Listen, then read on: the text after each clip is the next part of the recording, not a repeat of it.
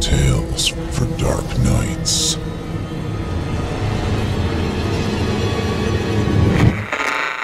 Want to make sure you never miss a Chilling Tales for Dark Nights video again? Be sure to subscribe and hit that bell to turn on notifications. It's time to turn off the lights and turn on the dark. Chilling tales for dark nights.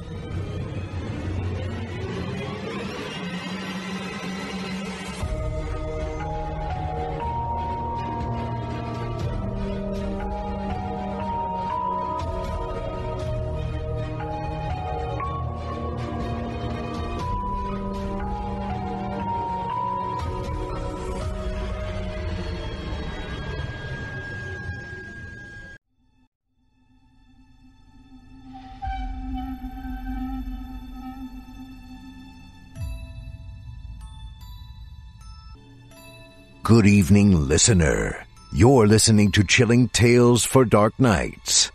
On tonight's edition, we invite you to leave behind your safe reality and descend with us into the frightening depths of the most terrifying imaginations with audio adaptations of frightening fiction about sacrificial sentience. I'm your host, Steve Taylor. And tonight I'll be your guide as we traverse the dimly lit corridors of your darkest dreams.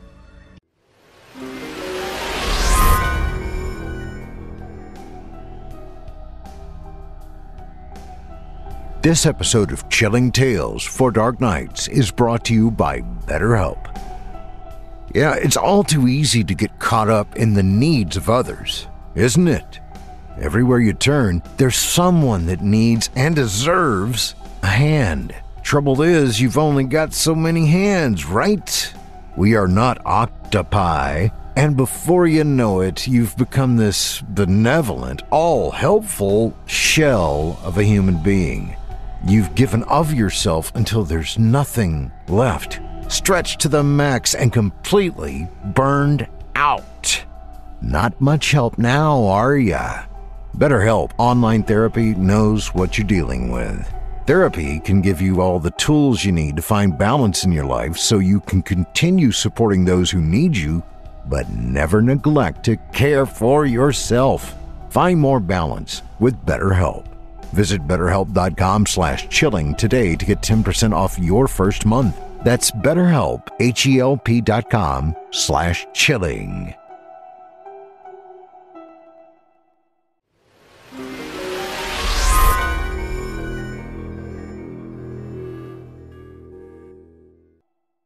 Joining us tonight to help bring to life the frightening fiction of P.D. Williams are voice talents Michael Klein, Melissa Medina, Risa Montanez, and Olivia Steele. Now, get your ticket ready, take your seat in our Theater of the Minds, and brace yourself. It's time to turn off the lights and turn on the dark. Our tale this evening is written by P.D. Williams and is performed by Michael Klein, Melissa Medina, Risa Montanez, and Olivia Steele. Kara's life is out of control. The baby she'd yearned for has died, and her husband has left her for another woman. Lonely and depressed, she curls up on the sofa and watches a documentary about a company named New Birth that manufactures and sells hyper-realistic dolls for women who have lost a child. Hoping for some relief from her inward pain, she orders one, but her love for her mail-order daughter turns into heart-thumping terror as the doll in the crib becomes a monster that controls her life. Now, without further ado, I present to you It Cries at Night.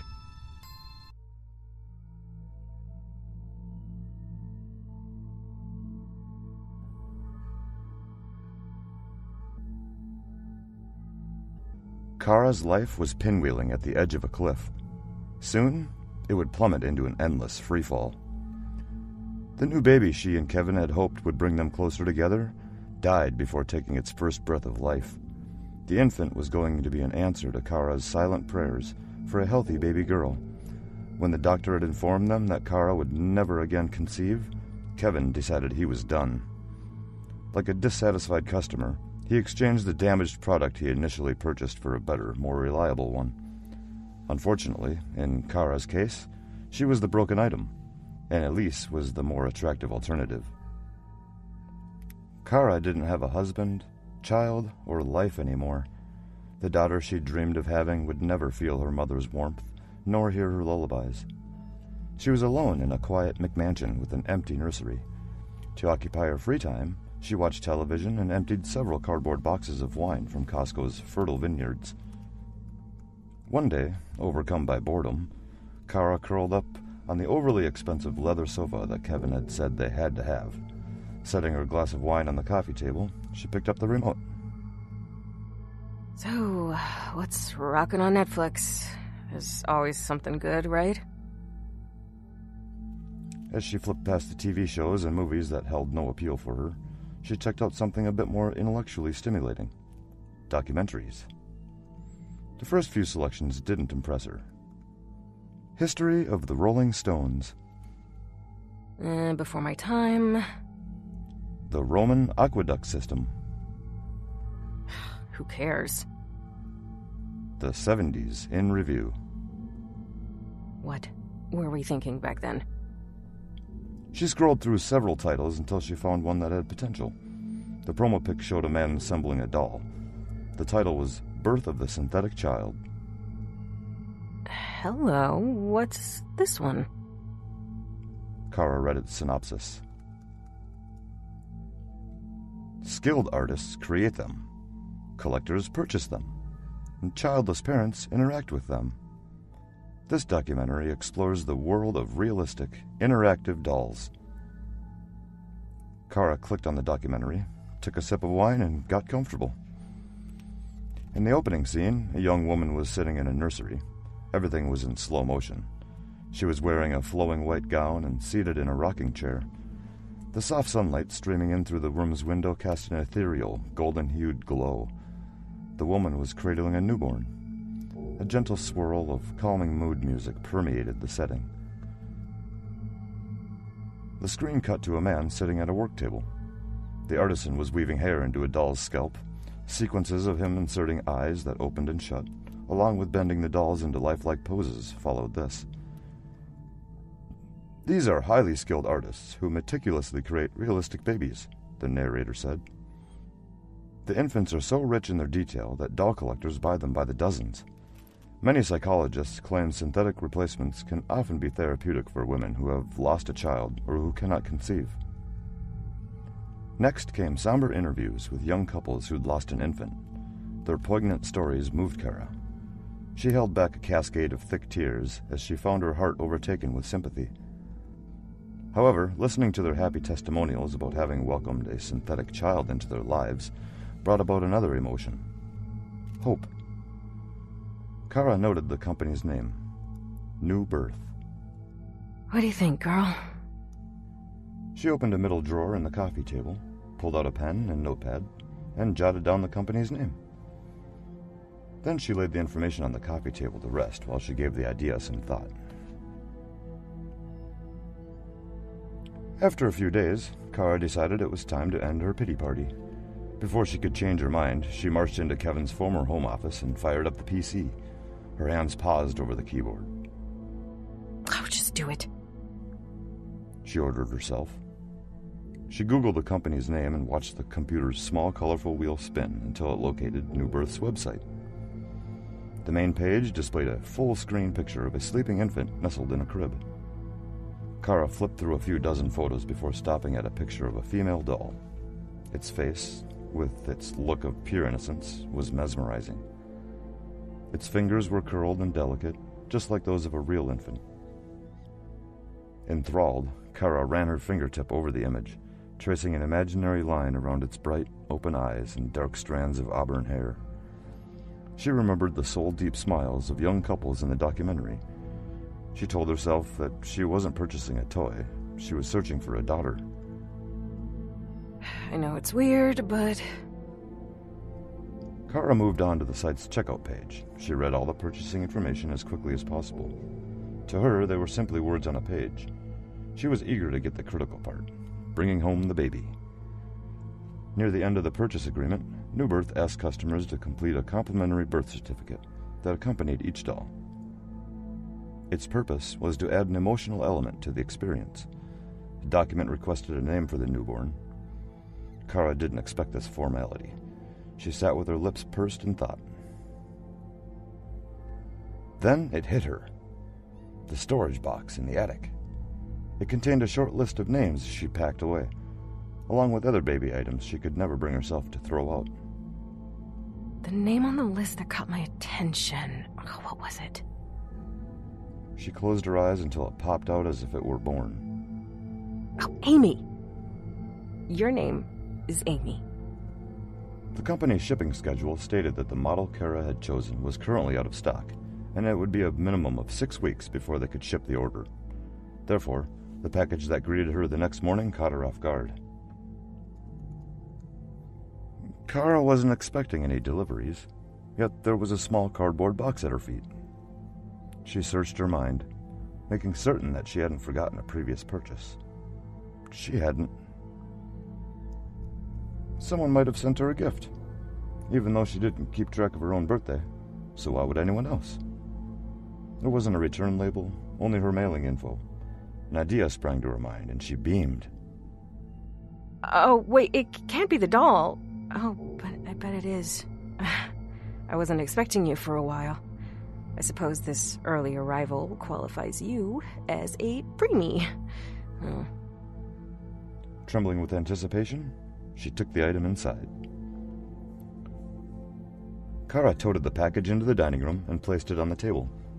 Then she went into the kitchen, retrieved a pair of scissors from the catch-all drawer, and prepared herself to meet her mail-ordered daughter.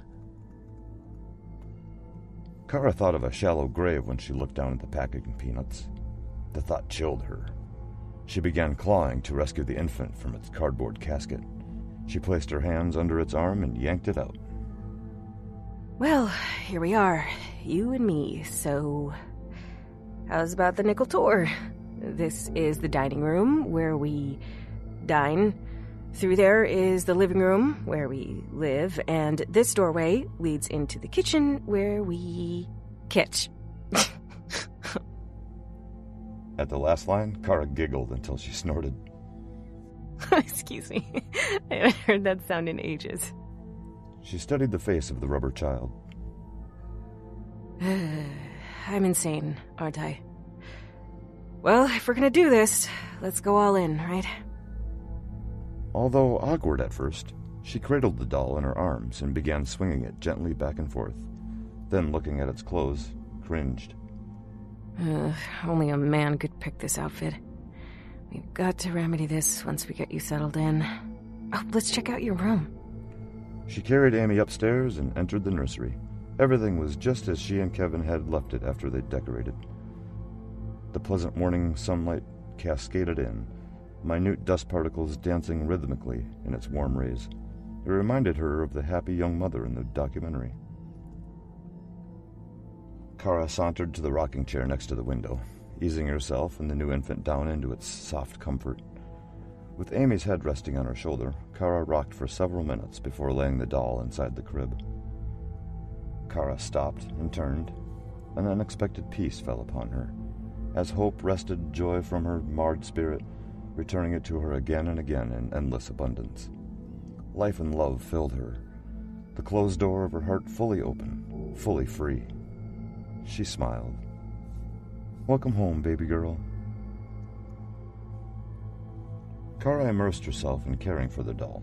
The two were becoming inseparable. Feedings, baths, and nursery songs filled her time in a way that lounging in front of the TV couldn't. With Amy snuggled in a papoose, Kara shopped for clothes, toys, bottles, to add to the baby supplies already stored in the attic. She bought formula, as the anatomically correct model could pretend to urinate. Likewise, its eyes and mouths opened based on its position, making feedings possible. The approving glances of the passerby encouraged and amused Kara. as they seemed to enjoy the believable sight of a doting mother carrying her child. Shortly after returning home, Kara placed the bags of baby items on the dining room table, removed one of the new pairs of pajamas, then took Amy to the nursery. After dressing Amy, Kara took a picture with her phone. Ooh, Mama's girl looks so cute. She cooed. I'm gonna get some formula for your tummy, then sing your favorite lullaby. But first, I give you the greatest kiddies band on earth, The Wiggles. She turned on the CD player and left. Kara went downstairs and began warming the formula in the microwave. She swayed in time with the Wiggles, humming along with their upbeat version of Itsy Bitsy Spider. Suddenly, the song stopped midway through a verse. The house became still and silent. The lone ticking of the wall clock added to its eeriness. Kara went upstairs to check things out. The room was as she'd left it. Was at the end of the CD? She went to the dresser and saw that the player was in the off position. She pressed the play button and the song picked up where it had stopped. Must be defective. Kara hit the stop button and went to the crib. Did you get tired of the Wiggles? I'm getting a little sick of them, too. She noticed the onesie pajamas that Amy was wearing appeared tight on her. What's this all about? Upon closer inspection, she discovered that the fabric around the wrists and ankles had shortened. I could have sworn they fit. Next time, check the size, dummy. Although she'd rationalized the CD and the pajamas, Kara still felt uneasy. To hell with the formula. This tired mama needs to burn off some stress. Kara leaned over the crib. We'll just hold on to the formula and go straight to the nap, Mustang. She bent down and kissed the sleeping child on her soft forehead. Then, keeping the nursery neat, she straightened the stuffed toys in the crib. Sleep tight, Mommy's girl, she whispered before leaving the room. Kara went downstairs and rode the Peloton for an hour. Afterwards, she went to the kitchen, sliced a grapefruit in half, and sat down for a light lunch. When she finished, she returned upstairs to dress Amy so she could take her to the park and enjoy some fresh air and sunlight. As soon as Kara entered the room, she stopped. Amy was sitting up, her head facing the door. The stuffed toys were scattered across the floor. Kara shivered as her imagination toyed with her. God, please don't let anyone be up here. She worked up the courage and stepped into the hall. Hey! Is anybody up here? I'm calling the police! She heard no movement but waited. Cautiously, she checked upstairs but found no one. God, I must be losing my mind. It took a while for her nervousness to ebb. Time to get out of this house and relax. But first... Kara was glad she still had the various-sized clothing that she bought for her natural daughter to grow into. After selecting a few outfits from the attic, she returned to the nursery and dressed Amy. Then they went to the park, a mother and her child. It was a warm June morning, the sun's rays bright but gentle. Kara was sitting on a warm park bench, pushing the baby carriage back and forth, humming with every motion. The sound of fresh summer air tickling the leaves of the surrounding trees, coupled with the joyful squeals of children on swings and merry-go-rounds, creating a soothing symphony of life. I bet the first sound you hear in heaven is the laughter of little children, someone called out, pulling her thoughts back into the woodbench. 2 benches down, a 30-ish looking woman was waving to get her attention. A younger woman was sitting to her right. Down here! The older woman said. I haven't seen you before. Judging by the stroller, I'm guessing you're a new mom? Yes, I am. Kara said. I'm a first-timer. I take it you guys come here often? Yep, we're 2 of the regulars. I'm Kathy. I own the boy in the Paw Patrol t-shirt and the girl in the chocolate-stained jeans. The younger woman leaned around her companion. Hi, I'm Mary Beth. I'm an au pair for the wild child in the overpriced Baby Gap overalls.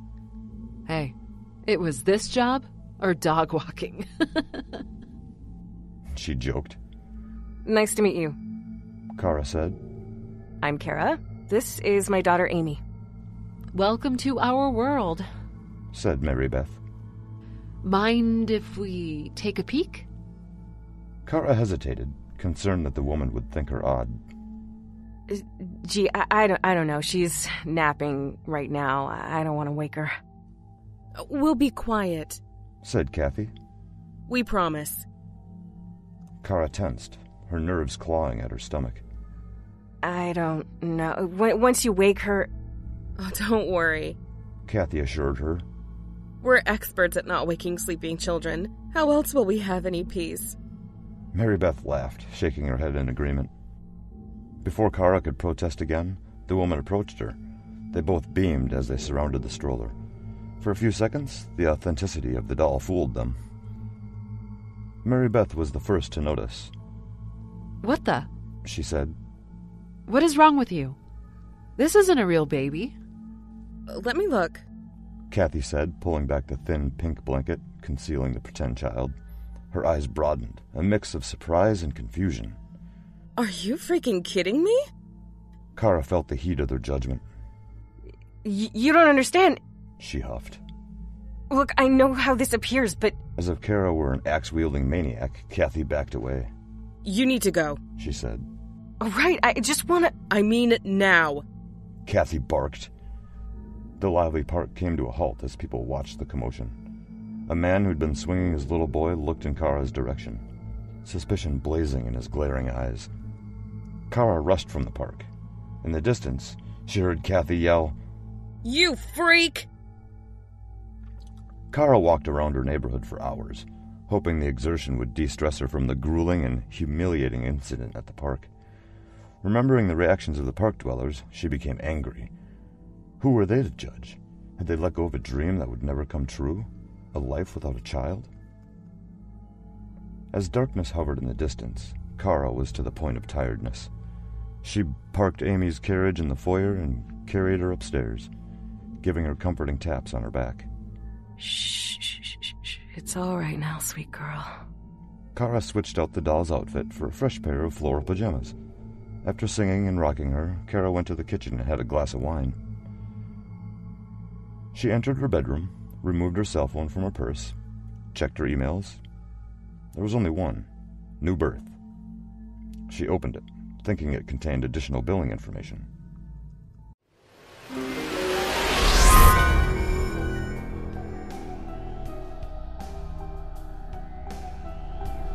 This episode of Chilling Tales for Dark Nights is brought to you by BetterHelp. Folks, you may know me as a podcast host, but I gotta be honest with you. Some days I feel like a one-man band. Everyone around me needs a hand, and I'm expected to address them all.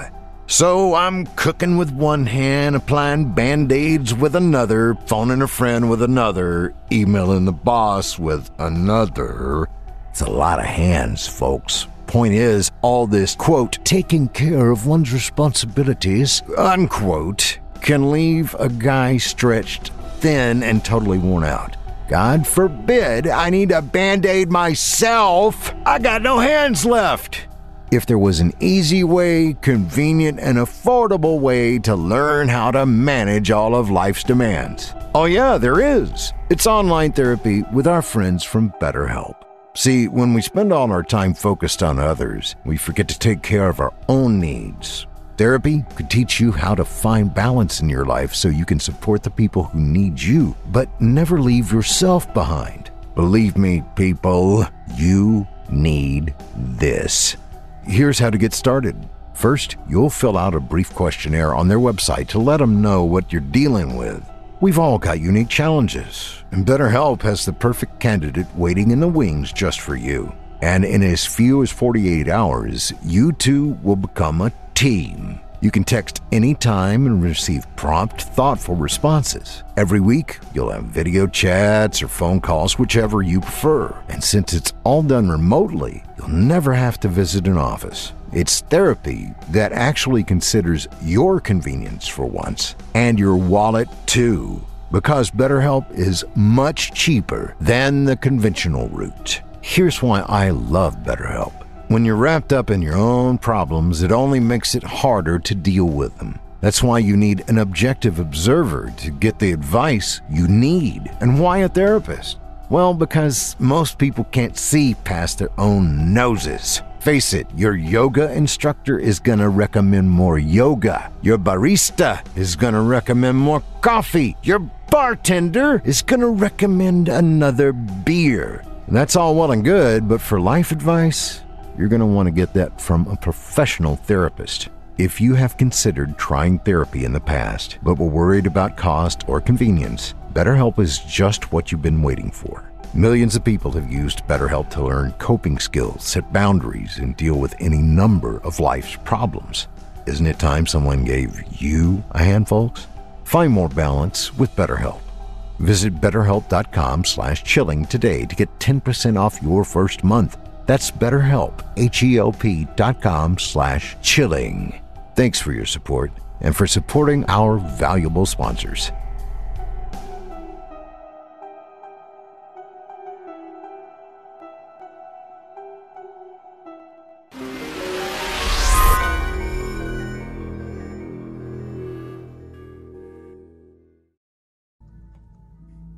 Dear Miss Kincaid, we have an update on your order number 62589. Our supplier has informed us it will be an additional 2 weeks before they can ship the product. We apologize for the inconvenience and deeply appreciate your patience. A representative will be in touch as soon as the product becomes available. Most sincerely, Donna James, Regional Sales Manager. That can't be right. Kara wondered if she should bother to correct their error. How bad would it be to allow them to send a free sister to join Amy? Her conscience went out. No sense in letting them think they screwed up. She wanted to take care of the problem now, so she wouldn't forget. Dear Mrs. James, thank you for reaching out to me. However, there appears to be a mistake. I received my doll the morning after placing the order on June 9th. Please cancel the shipment. Sincerely, Kara Kincaid. Kara hit send, then plugged the phone into the charger on her nightstand. After reading a few chapters of a James Patterson novel, she called it a night. She was reaching for the lamp when the phone dinged. She squinted her bleary eyes and saw that she had another email from New Birth. Why are they responding so late? Then she remembered they were on West Coast time. She opened the email. Dear Miss Kincaid, thank you for letting us know about the delivery. However, in correcting our oversight, I found that we have shipped none of these models for a couple of weeks. I checked with our manager in shipping and receiving, and he assures me that his records do not show a shipment of the order. To confirm the status of model H236, he searched our warehouse but did not find any in stock. Also, we have no record of another model being shipped by mistake. We're not sure where the error lies. In the meantime, I'll cancel the delivery of your doll. Thank you for your patronage. Gratefully, Donna James, Regional Sales Manager. Don't say I didn't warn you. Kara felt the urge to look at the pictures she'd taken of Amy earlier. Satisfaction warmed her as she swiped each picture until coming to one shot in particular. Something looked strange with the pajamas. She zoomed in on the onesie. Confusion struck her when she saw it fit the doll. Her neck tingled. Things are getting weird around here. Kara wondered if the newness in her life was making her forget things. She was about to get up and settle the matter, but the day had left her so tired that she lacked the energy. Tomorrow, crazy doll lady. She muttered. Tomorrow. She returned the phone to its charger, switched off the light, and fell asleep thinking of Amy. Kara had been out for hours when a high, whining sound woke her. She lifted her head from her pillow and listened. Silence. Thinking she'd just dreamed it all, Kara dropped her head back to her pillow. She inhaled deeply and let out a long breath, returning to sleep. The noise woke her again. This time she got up to investigate. Kara opened the bedroom door, stuck her head out, and listened. Groggily, she attempted to determine the source of the sound. She considered the air conditioning. Then she wondered if the hall's smoke detector was malfunctioning. A chill coursed through her body as she finally placed the noise. A baby was crying, and the sound was coming from the nursery. Kara drifted dreamlike down the hall, following the wail. The closer she got, the more distressed the weeping became. unnerving her. When she arrived at the nursery's door, she reached for the knob, but was afraid to touch it. Her hand shook. She readied herself, then threw open the door. The room went silent. Adrenaline sharpened her senses, allowing her to think more clearly. This is so crazy. You're just getting too caught up in this fantasy life.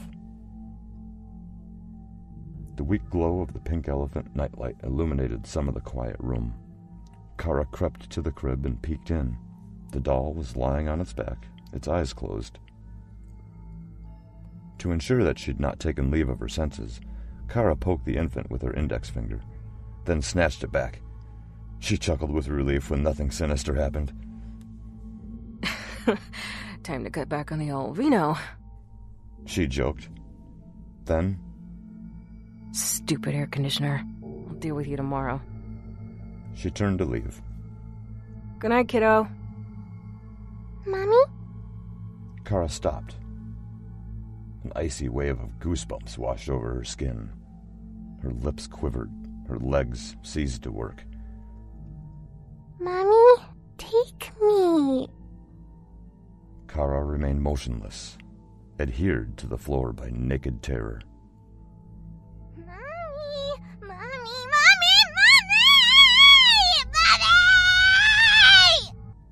Kara's piercing scream filled the haunted nursery. Horrified, she fled to her bedroom. She slammed the door shut and backed away, tripping over the corner of her bed. Falling backward, her head struck the nightstand, spiraling her into empty darkness. The morning sun streamed through the bedroom window and gradually made its way to Kara's face. She pulled herself up to a sitting position, her tired eyes blinking. She struggled to remember how she'd ended up on the floor. Kara winced as she touched a small lump on the back of her head. She enjoyed a brief respite from the previous night's disturbance before the memory exploded in her frazzled mind. No. She mumbled. Once she collected herself, she set about doing the one thing that terrified her most, checking on Amy. The short walk to the nursery felt like a surreal and perpetually stretching journey as her uncooperative feet slid over the hall's thin runner. When she reached Amy's open door, she began panting, an uncontrollable dread constricting her lungs. She peered inside, not sure of what might happen. The protective skirting obscured the view of the inner crib, forcing her to move closer. Frigid sweat moistened her gown. Kara looked inside at the doll. With its clothing ripped away, it resembled a watermelon that someone had tried to force into a banana peel. Amy had grown at least a foot taller. The soft tufts of her auburn hair were now fuller and longer. What in the world is happening? She considered running from the house, but she had already convinced enough people she was crazy. A public outburst about haunted dolls would land her in the psych ward. Oh, God. I've got to do this. I've got to know for certain. Kara took 3 quavering breaths, then picked Amy up, lifting her to face level. She jerked when its eyes opened. Amy? She whispered to the toddler. Yes, Mommy? It said through lips that moved stiffly, like a ventriloquist dummy. Kara gasped. Holding the synthetic child, she spoke as calmly as was possible. What do you want from me? I need new clothes, Mommy. It replied in a tender voice. I'm feeling cold. Oh, and I'm hungry. Very hungry.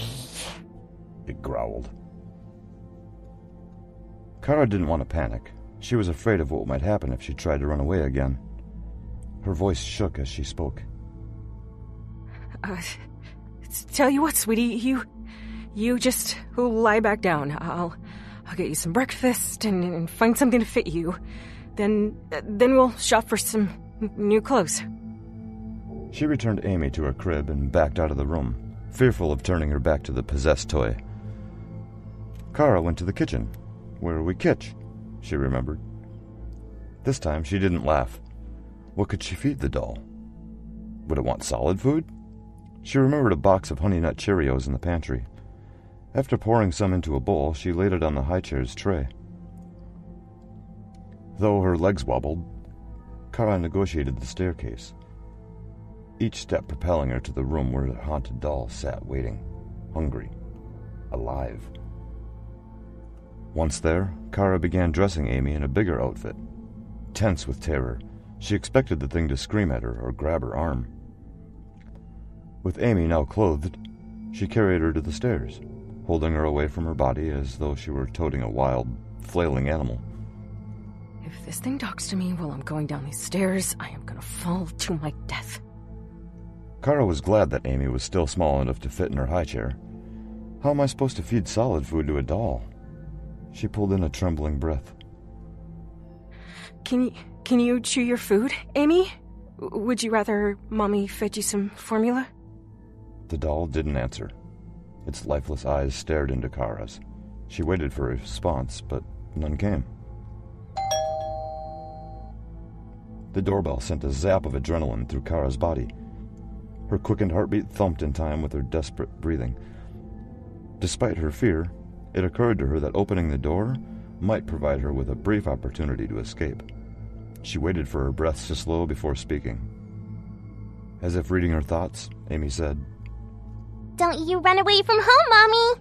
That would make me so sad and angry. Kara shivered. Could the doll somehow follow her? Was it able to strike her dead with a single murderous thought? Was any of this real? She was too terrified to risk escape. Still, she yearned to touch the real world again. The world where humans were humans and dolls were dolls.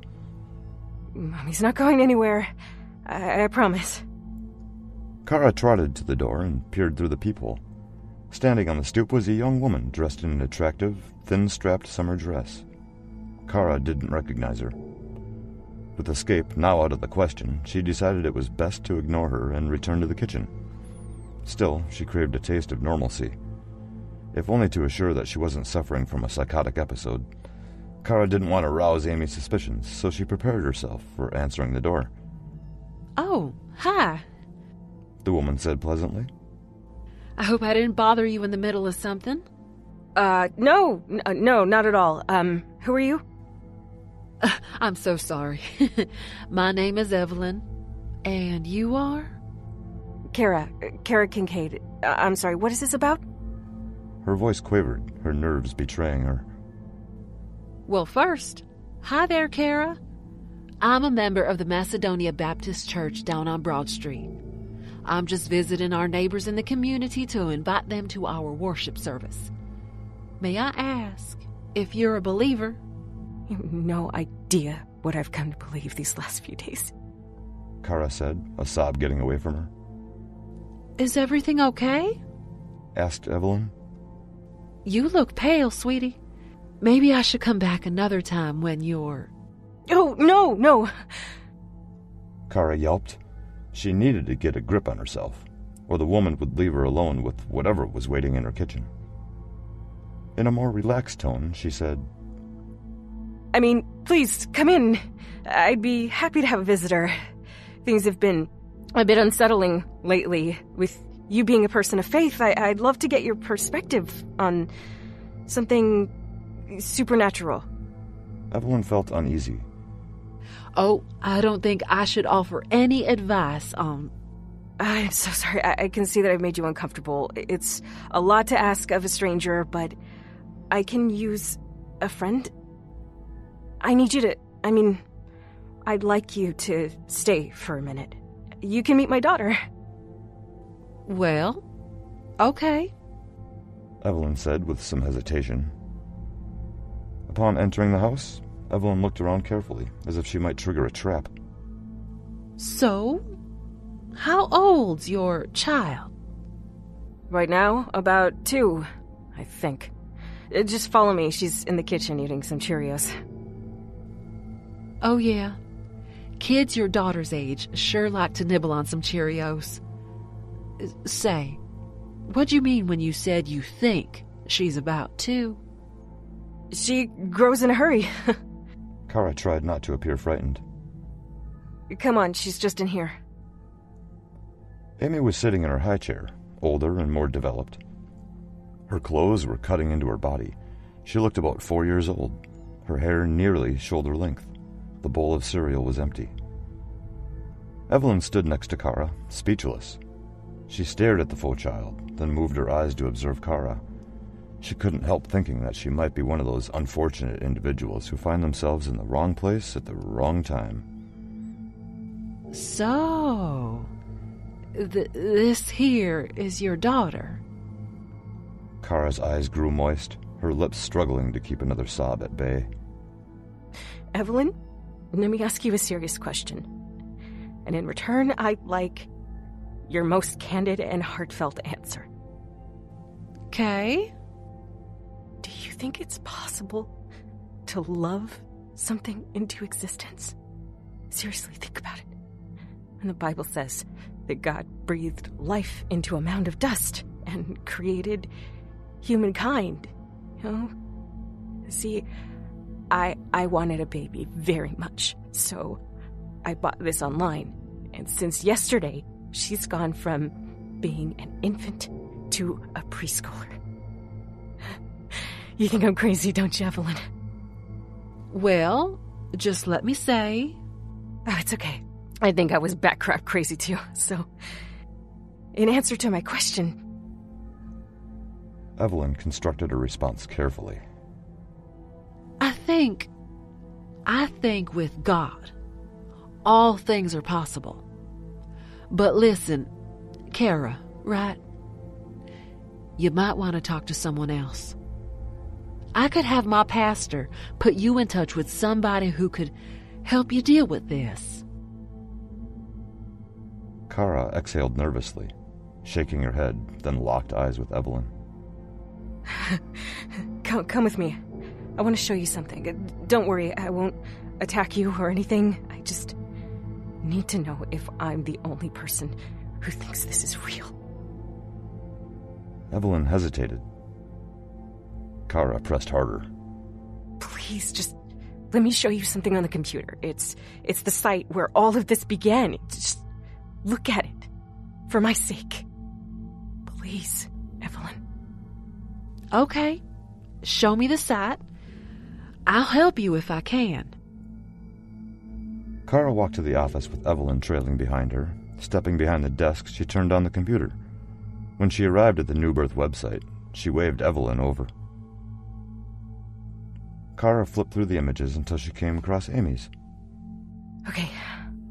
This is the place where I bought it. Evelyn pointed at the screen, her brow furrowed. So you're saying that this... Then pointing towards the kitchen, said, grew into that? Not only that. Here, check this out. See? Just below the image? It says the company's warehouse is out of stock and that it'll be weeks before they get any more in. Evelyn, she arrived the day after I placed my order. The very next day. Hey, where did it come from? Not from New Birth. They swore they never sent her. Evelyn, with God as my witness, that thing appeared out of nowhere and came alive. It cried at first, then it started talking, and now it's almost ready to start frickin' kindergarten. Do you think you can help me understand what's happening here? I've been through a lot this year, you know? I lost my baby, and my cheating and self-serving husband left me for another woman, and now... A crash came from the kitchen. Evelyn ran there first, with Kara just behind her. Standing in front of the overturned high chair was a leering, 4-foot-high doll wearing the ragged remains of the clothing that it had been wearing just moments before. I gotta get out of here! Evelyn yelled. No, Evelyn, stay with me! Kara's desperate pleas echoed through the foyer as Evelyn bolted from the house. Evelyn! She hollered again, to no avail. Kara realized she was on her own and would have to save herself. She needed to act fast before the doll became dangerous. Desperate and terrified, she slammed the front door and ran back to the kitchen. Her immediate plan was to grab the doll, throw it down the basement stairs, and lock the deadbolt. She hoped it might buy her enough time to figure out a safe way to destroy it. Upon reaching the kitchen, Kara stopped so abruptly that she skidded and fell. Then she screamed.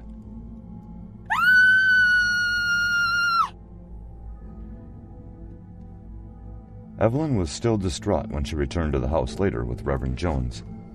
She hoped he didn't think she was having a nervous breakdown, or worse, high on drugs.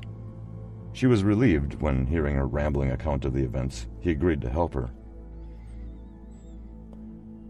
Evelyn followed Reverend Jones to the front door of the house. She'd fled in terror. Her breath hitched when he rang the doorbell. I hope you'll believe me, Pastor. I'm telling you, there's some sort of devil's play going on in this house. Please don't think I'm crazy. I promise you, I'm not. I know I'm not. Evelyn, Reverend Jones interjected, I never said that you're crazy. I know something happened to you this morning. I just want to sort this out. Look, if it's any consolation, someone unlocking the door interrupted his train of thought. When it opened, Reverend Jones smiled and said, Hello, ma'am. I'm Reverend Michael Jones from Macedonia Baptist Church. One of my flock, Evelyn here, said that you might require some help. May we come in? Oh, now's not the best time, Reverend. I'm in the middle of cleaning up a mess in the kitchen. I see. Maybe we could stop by when it's more convenient, Ms. Evelyn's face became a petrified mask of horror as the woman with long auburn hair answered, Amy. Just call me Amy.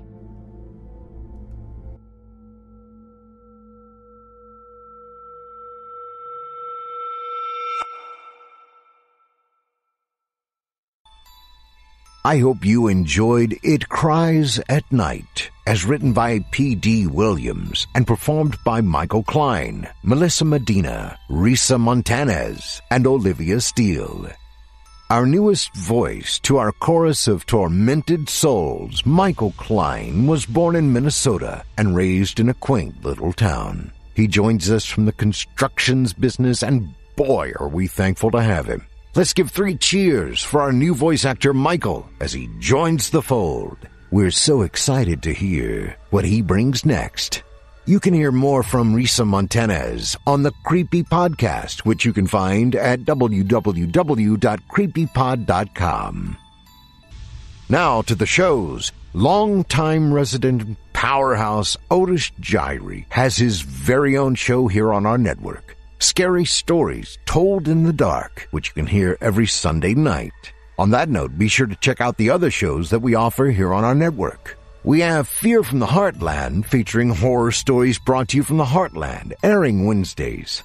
Eric Peabody's Horror Hill is a podcast dedicated to some of our deeper and darker tales. We hope you'll check him out.